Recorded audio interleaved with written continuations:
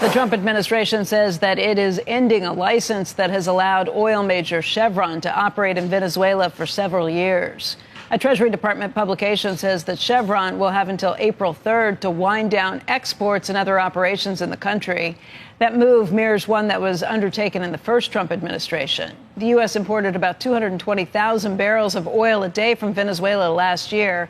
That's less than 4% of U.S. daily imports, but that flow has allowed Chevron to recover billions of dollars in pending debt from that country. You can see Chevron shares up by about 1 cent. This was a move that was first kind of indicated just over a week ago when they said that they would be considering this, taking it into account and then seeing what it does. Chevron has responded that, of course, it will follow any rules or regulations coming from the Trump administration, but it does make up a significant portion of what they are doing internationally.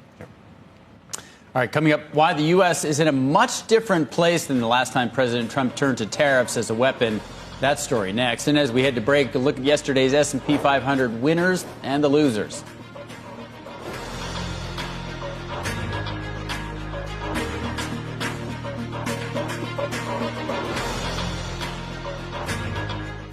Howdy, y'all. This is Paul, the Redneck Thinker. What we have here is a channel to communicate. I want you folks to be thinking by the time you leave my videos. Why? Because I'm tired of people talking via what other people tell them to think. So, watch my video and enjoy the chance to think for yourself. There is no reason that the United States was buying oil from Venezuela. This was something that was done in the Biden-Harris administration, and it was propping up one of the most violent and criminal governments in this world. Venezuela is not a nation that we should have any ties with whatsoever. And thankfully, Trump is using his power to be able to show them that they need to quit being what they are. Us cutting off one of their ways to finance their little regime there. Maduro is just not someone that we should be doing business with, as has been shown. And this is also showing that he is trying to use diplomacy of the dollar, not by sending in U.S. troops, not by doing anything that is what the Democrats would do by capitulating to these tyrants, but by actually using the U.S. government and their power the way that it can to show that we are not going to tolerate getting their criminal gangs up here, not having to kowtow to them. We can get our own oil from our own country, not buy it from this criminal regime. So let me show you this next video. I've got 2 videos in this. You saw the first one. This is going to be the second one. So let's get into this. And also, if you like these kinds of topics, hit like, subscribe, and comment. Thank you. President Trump dealing a major blow to Venezuela, revoking a license to export oil there, accusing dictator Nicolas Maduro of failing to take back violent migrants. The Venezuelan opposition leader backing Trump's move in an interview with me on Fox Noticias. Watch. Que lo que hizo ayer el presidente Trump es fundamental para América Latina, porque al final las estructuras criminales no pueden ser tratadas como políticas, sino como criminales. Y lo que procede es el law enforcement approach, la aplicación de la ley. Y eso es exactamente lo que está haciendo el presidente Trump. Nosotros vamos a sacar a Maduro del poder.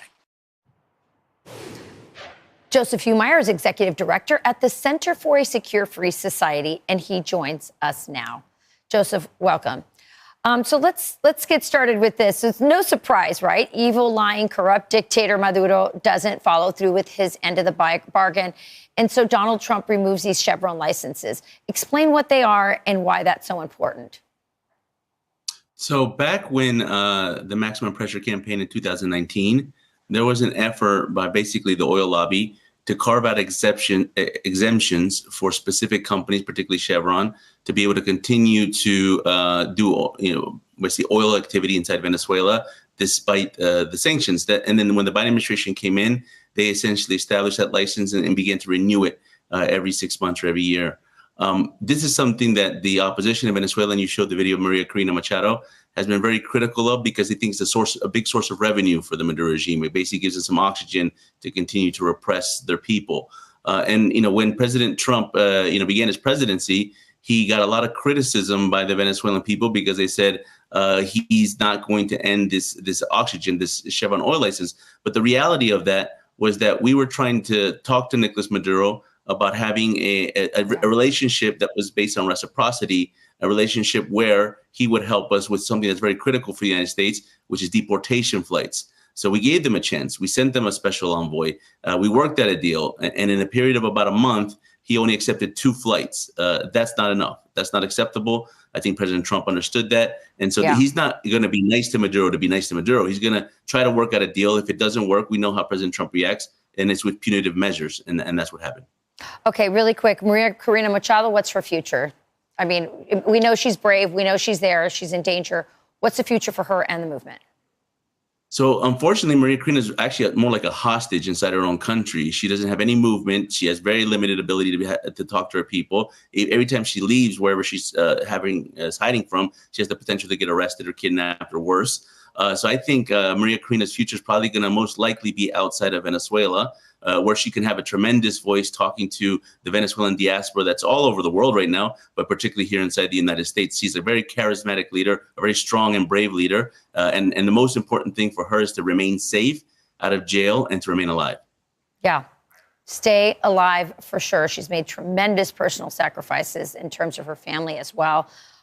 Many of them having to flee. She's there. We wish her the best. She is truly the most brave woman in all of Latin America. Joseph Humeyer, thank you so much for joining us. And we'll keep an eye on Latin America. Donald Trump definitely is reshaping what's been going on there geopolitically. Joseph Humeyer, thank you so much. Absolutely. Thank you, Rachel.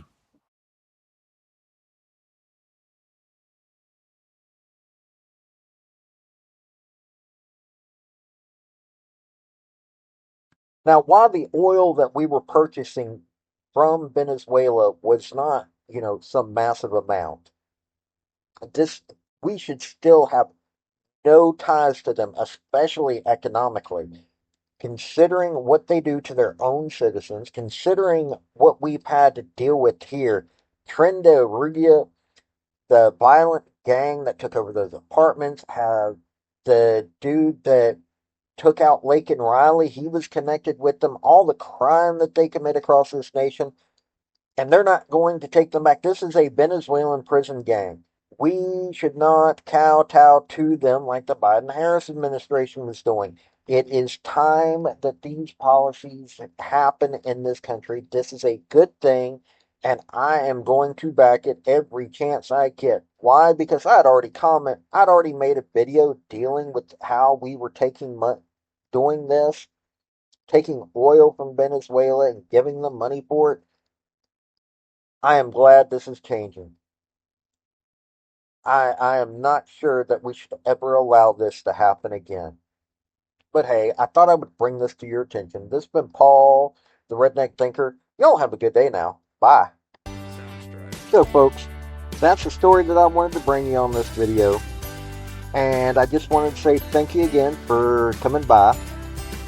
Hit like, subscribe, comment, all that fun stuff if you don't mind. Help me out. So, y'all have a good day now. Bye.